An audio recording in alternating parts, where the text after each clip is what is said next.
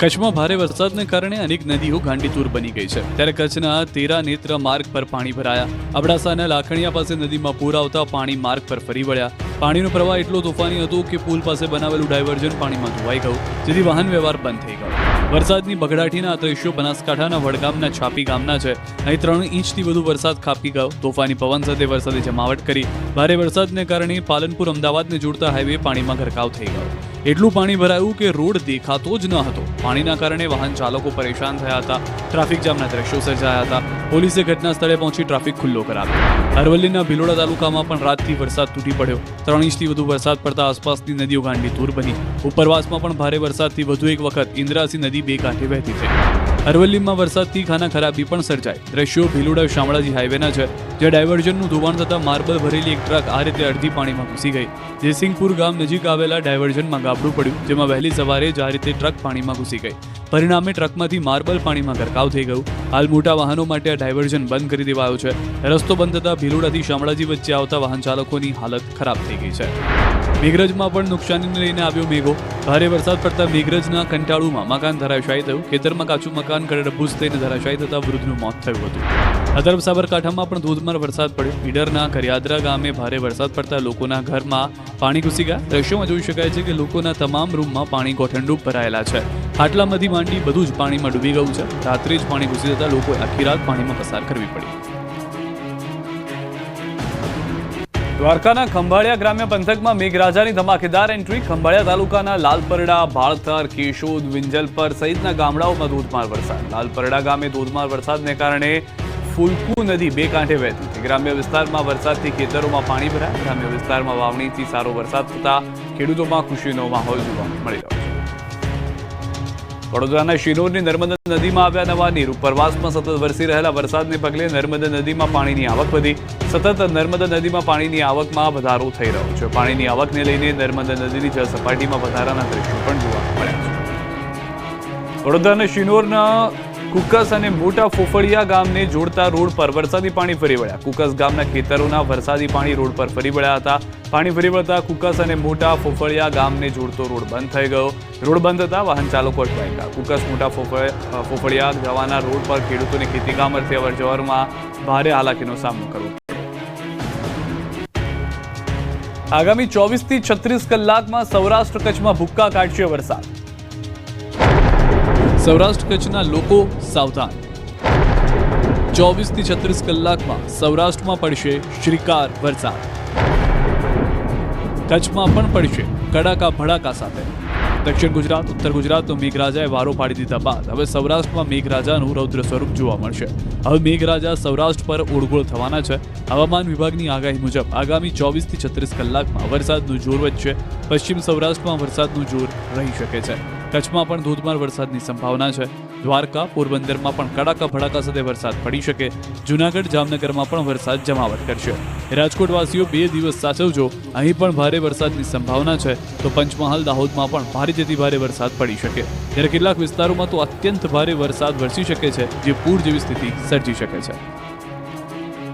દ્વારકામાં 3 આંખલા જબરા વાખડ્યા. આંખલાને ઉપાડીને બોનેટ પર પછાડ્યો. દ્વારકામાં 3 આંખલા વચ્ચે એવું યુદ્ધ જામ્યું કે એક આંખલાએ બીજા આંખલાને બસમાં અથડાવ્યો. તો રોષે ભરાયેલા સામેવાળા આંખલાએ શીંગડા ભરાવીને એનો એવો ઉછાળ્યો કે તે સીધો જ એક કારના બોનેટ પર પછડાયો.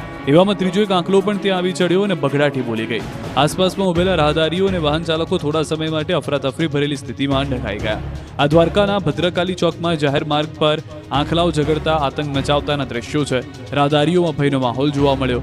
આંખલા ઝઘડતા રોડ પર આવી ચડતા રોડ પર વાહનોની રફતાર થંભી ગઈ. બસ પણ ઊભી રહી ગઈ હતી. આંખલાઓ જાણે શક્તિ પ્રદર્શન કરતા હોય તે રીતે ઝઘડી પડતા લોકોમાં દહેશત ફેલાઈ હતી. તો ખંભાળિયા શહેરમાં પણ નગરગેટ પાસે આંખલાઓનો આતંક જોવા મળ્યો. 2 આંખલા સામસામે આવી ગયા હતા. કચ્છમાં રોડ પર કારની સામે મગર આવી ગયો. કચ્છમાં રહેણાંક વિસ્તારમાં મગર દેખાતા ફફડાટ ફેલાયો. નખત્રાણાના રામેશ્વર રોડ પર રાતના સમયે ચાલુ વરસાદમાં મગર લટાર મારવા નીકળી પડ્યો. સિઝનના પહેલા જ વરસાદમાં રોડ પર નીકળેલો મગર એક કાર ચાલકે કેમેરામાં કેદ કર્યો. દ્રશ્યોમાં જોઈ શકાય છે કે મગરને જોઈને કાર ચાલક કાર રિવર્સમાં લઈ રહ્યો છે, તો મગર પણ કાર તરફ ચાલવાનું શરૂ કરી દે છે. જેમ જેમ કાર પાછળ જાય છે એમ મગર કારની દિશામાં આવવા લાગે છે. રામેશ્વર રોડ પર અનેક સોસાયટીઓ પણ આવેલી હોવાથી મગરનો વિડીયો જોયા બાદ લોકોમાં ફફડાટ છે. સુરેન્દ્રનગર અને વલસાડમાં ચાલીને જતા શખ્સ ઢળી પડ્યા. ચાલીને આવતા આવતા એક વ્યક્તિ અચાનક ઢળી પડ્યા અને થયું મોત. લાઈવ મોતના દ્રશ્યો વઢવાણ શહેરના છે, જેમાં કસ્બા શેરીના નાકી એક વ્યક્તિ ચાલીને જઈ રહ્યા હતા.